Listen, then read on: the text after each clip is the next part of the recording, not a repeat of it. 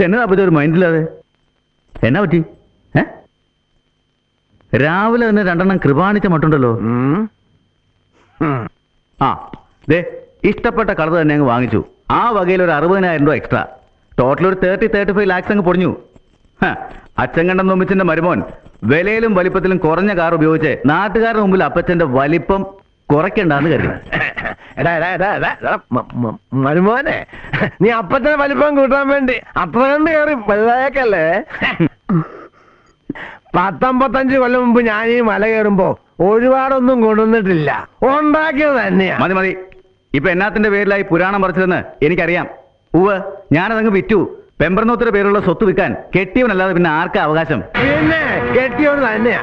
പക്ഷേ എന്റെ പേരിലുള്ള സ്കൂളിലേക്ക് ലക്ഷങ്ങൾ എണ്ണി വാങ്ങിച്ച് നിയമനം നടത്താൻ ആരാ നിനക്ക് അവകാശം തന്നെ? ആശുപത്രി പുതിയ ഭരണസമിതി ഉണ്ടാക്കിയതും ചെമ്മീൻ ഫാക്ടറിയിലെ പുതിയ എക്സ്പോർട്ടിംഗ് കരാർ ഉണ്ടാക്കിയത് ആരോട് ചോദിച്ചിട്ടാ? സത്വായി നിന്റെ അപ്പൻ കപ്പ്യാർ ഗുരുത്തോട് ചോദിച്ചിട്ടോ?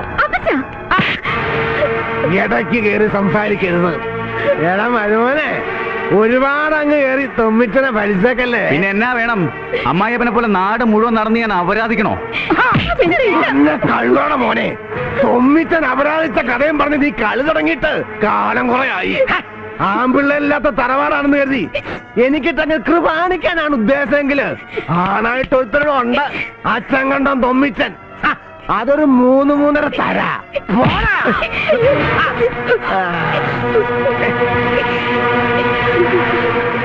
തൊണ്ട കഴിച്ചാലേ അതങ്ങ് തുപ്പിക്കളയും തൊമ്മിച്ചൻ, മനസ്സിലായോ?